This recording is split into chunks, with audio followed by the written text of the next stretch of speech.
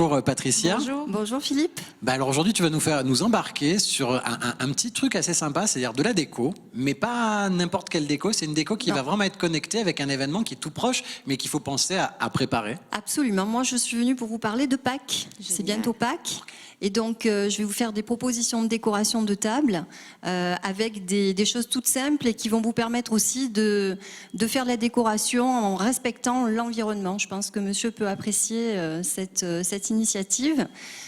Donc on va voir défiler des photos des créations que j'ai faites. Voilà, là vous avez une première photo où j'ai peint donc des œufs. Je vous montrerai tout à l'heure comment on va pouvoir réaliser tout ça.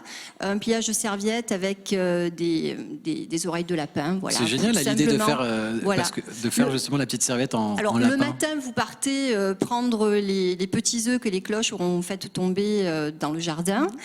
Et vous allez pouvoir les mettre sur vos décorations de table. Et ensuite, pour ce qui est de cette petite décoration avec les œufs, vous récupérez des œufs, donc vous allez cuisiner des gâteaux ou autre chose, je ne sais pas, avec vos enfants.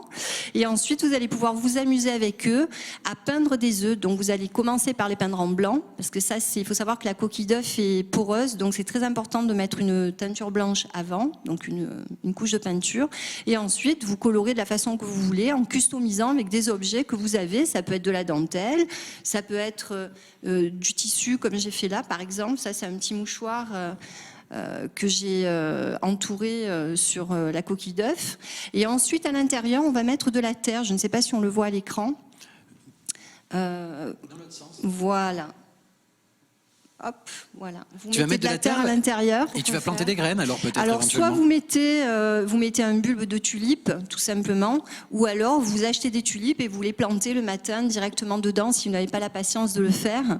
Mais c'est vrai qu'avec les enfants ce serait quand même sympa d'acheter les bulbes, vous en prenez des tout petits, vous les plantez à l'intérieur et vous arrosez, vous allez avoir les fleurs qui vont éclore quelques jours plus tard et vous allez pouvoir les mettre sur la table de Pâques. Et c'est très charmant pour les enfants, vous les faites participer à la décoration et ça va les amuser. Donc cette idée-là, justement, tu en as plusieurs à l'intérieur d'œufs, justement. Oui, j'en ai plusieurs. J'ai récupéré je ne sais pas si on le voit, parce que là, devant moi, l'écran...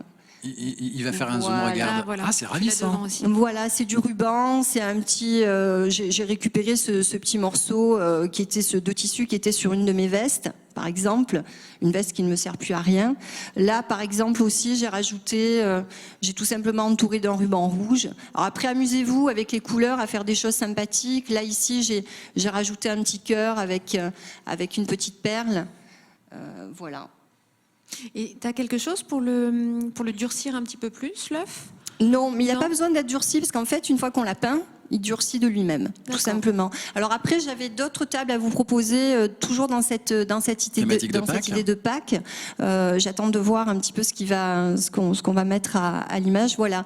Là, c'est la même décoration, sauf que j'ai rajouté des tissus en chemin de table. Ça permet aussi de rajouter de la couleur. Alors ces tables-là, c'est évidemment si vous avez des enfants, si vous êtes en famille pour Pâques.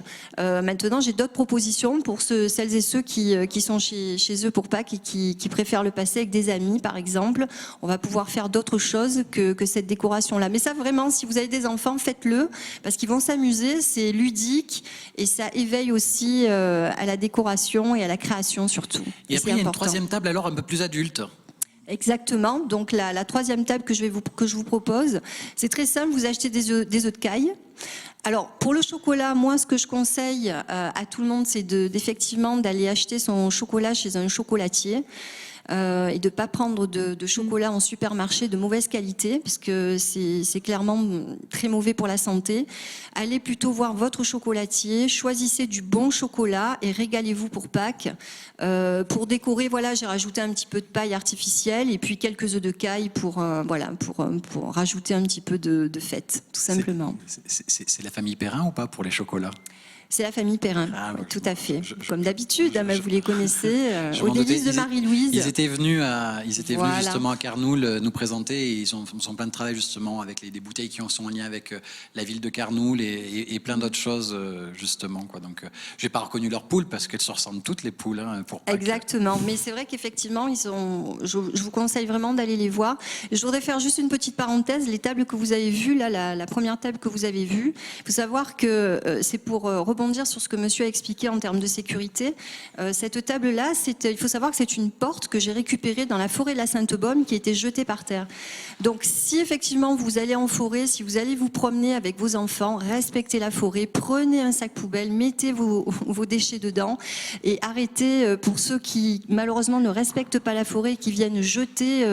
Moi j'ai retrouvé des canapés, des choses comme ça qu'on ne peut pas prendre sous le bras et pour nettoyer, des couches culottes, des choses comme ça. Eh bien, respectez la forêt, c'est très important. Évitez de fumer en forêt aussi.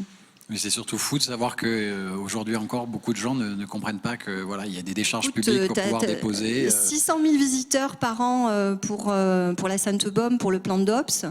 Et malheureusement... Et ça coûte plus cher en plus à la communauté, c'est-à-dire que le fait d'aller devoir aller les chercher pour les ramener, etc., coûte plus cher à une ville et au niveau des impôts. Donc Exactement. finalement, la ville en question, on paye plus d'impôts finalement par ricochet à devoir extraire ces choses-là que de faire ramasser par tout simplement la décharge. Il y a des déchetteries pour ça. Et alors... Petite parenthèse, aussi 600 000 visiteurs, ce ne sont pas les visiteurs qui effectivement vont venir avec un canapé, le jeter sur le bord de la route. Hein. Ce sont des personnes des villes environnantes. Et je trouve ça vraiment dommageable de venir et de polluer comme ça. Et ensuite, effectivement, pour les personnes qui viennent pique-niquer, moi je conseille vraiment de venir avec un sac poubelle et de jeter à l'intérieur de la poubelle vos couches culottes, etc. etc. Et puis au pire, ne vous inquiétez pas, Patricia ramasse tout. Elle ramasse les portes, elle ramasse tout. J'ai récupéré de très belles choses, des vieux volets, des choses comme ça. Donc, mais il y a des déchetteries pour ça. Hein. Ben voilà. Oui. Merci à vous tous et puis on se dit à demain à QRS ici au Théâtre de l'Abattoir.